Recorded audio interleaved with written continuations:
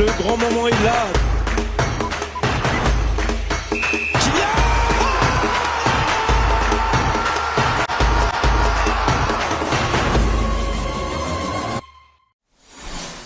لأول مرة في تاريخ كأس العالم لكرة القدم ستقام نسخة 2026 على أراضي 3 دول معا: كندا، المكسيك والولايات المتحدة الأمريكية.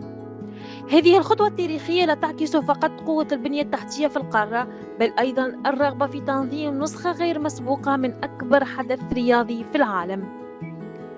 وقد تم اختيار 16 ملعبا لاستضافة المباريات، وهو أكبر عدد منذ نسخة كوريا الجنوبية واليابان عام 2002، ليكون المشهد مزيجا من العراقة والحداثة في آن واحد.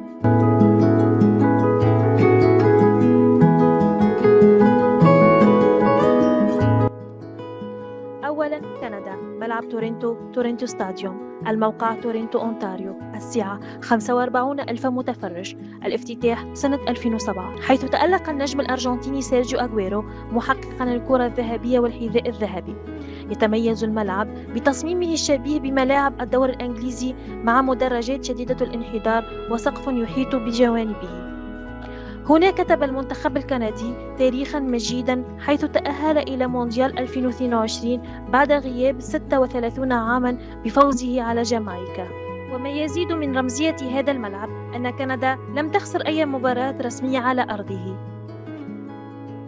ملعب فانكوفر بي سي بليس، الموقع فانكوفر بريتش كولومبيا، السعة 54,000 متفرج، الافتتاح سنة 1983، واحد من أعرق الملاعب الكندية. احتضن نهائي كأس العالم للسيدات 2015 حيث فازت الولايات المتحدة الأمريكية على اليابان.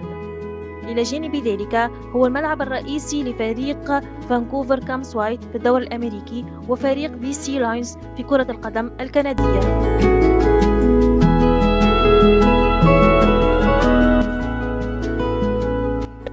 ثانيا المكسيك، ملعب أستيكا، الموقع مكسيكو سيتي، السعة 83,000 متفرج، الافتتاح سنة 1966. أسطورة عالمية لا تحتاج إلى تعريف، فهو أول ملعب يستضيف 3 نسخ من كأس العالم.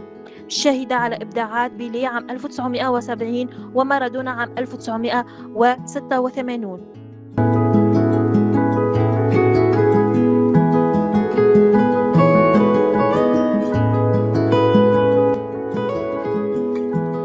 ملعب غوادالاخارا، الموقع زابوبين خاليسكو، السعة 48,000 متفرج، الافتتاح سنة 2010.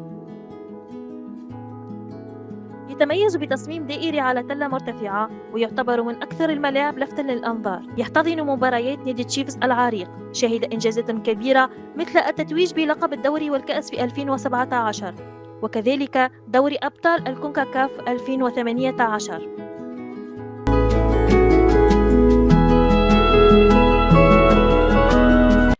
ملعب مونتيري، الموقع غوادالوبي نويفو ليون، السعة 53,000 متفرج، الافتتاح سنة 2015. تحفة معمارية حديثة، وهو أول ملعب في الأمريكيتين تحصل على شهادة الفضة في نظام ليدر للريادة في التصميم البيئي.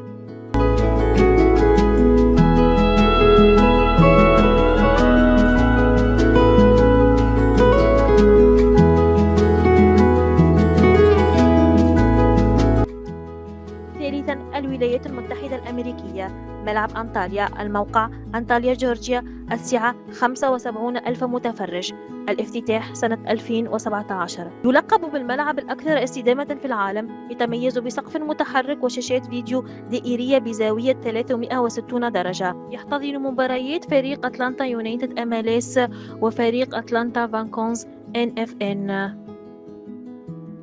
سبق أن استضاف نهائيات السوبر بول وحفلات الموسيقى، وسيكون مسرحاً لمباريات النصف النهائي في مونديال 2026.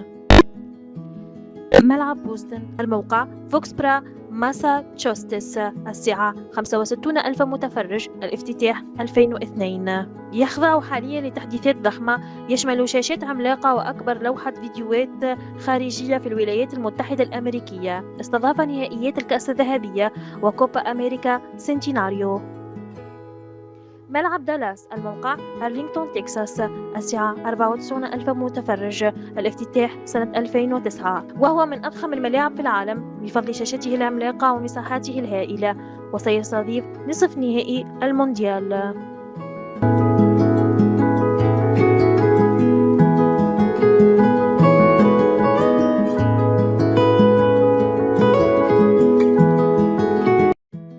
ملعب هيوستن الموقع هيوستن تكساس، السعة 72 ألف متفرج، الافتتاح سنة 2002. يتميز بسقفه المتحرك، وقد استضاف مباريات كوبا أمريكا سنة 2016، وسيكون محطة مهمة في نسخة 2026.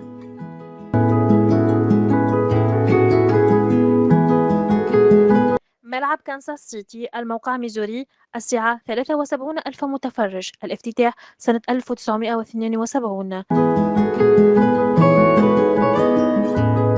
يصنف كأعلى ملعب في العالم من حيث الضجيج حسب موسوعة غينيس، وكذلك المدينة معروفة بحبها لكرة القدم.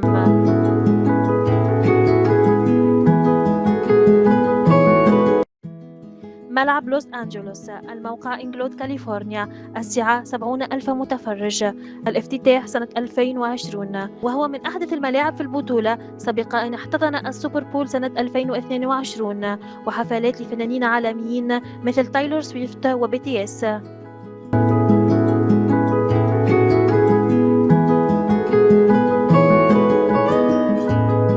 ملعب ميامي الموقع ميامي جاردنز فلوريدا، السعة 65 ألف متفرج، الافتتاح سنة 1987. يعتبر من أكثر الملاعب تنوعا في الاستضافة، شهد مباريات الكلاسيكو الإسباني بين برشلونة وريال مدريد عام 2017. سيستضيف مباريات تحديد المركز الثالث في كأس العالم.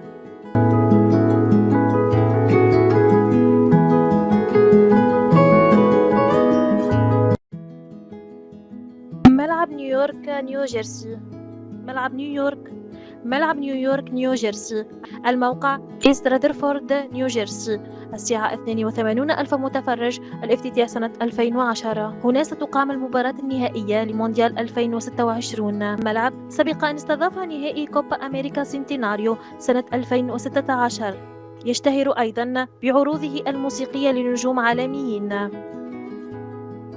ملعب فيلادلفيا الموقع بنسلفانيا، السعة 69 ألف متفرج، الافتتاح سنة 2003. افتتح بمباراة بين مانشستر يونايتد وبرشلونة. يعد معقلا لفريق فيلادلفيا إيجلز، واستضاف مباريات ذهبية في بطولات الكوبا كاف وكأس العالم للأندية. ملعب منطقة خليج سان فرانسيسكو الموقع سانتا كلارا كاليفورنيا، السعة 71 ألف متفرج، الافتتاح سنة 2014. كان مسرحا للسوبر بول 50، كما احتضن افتتاح كوبا أمريكا سنتيناريو سنة 2016. يتميز بتقنية حديثة وأجواء بصرية.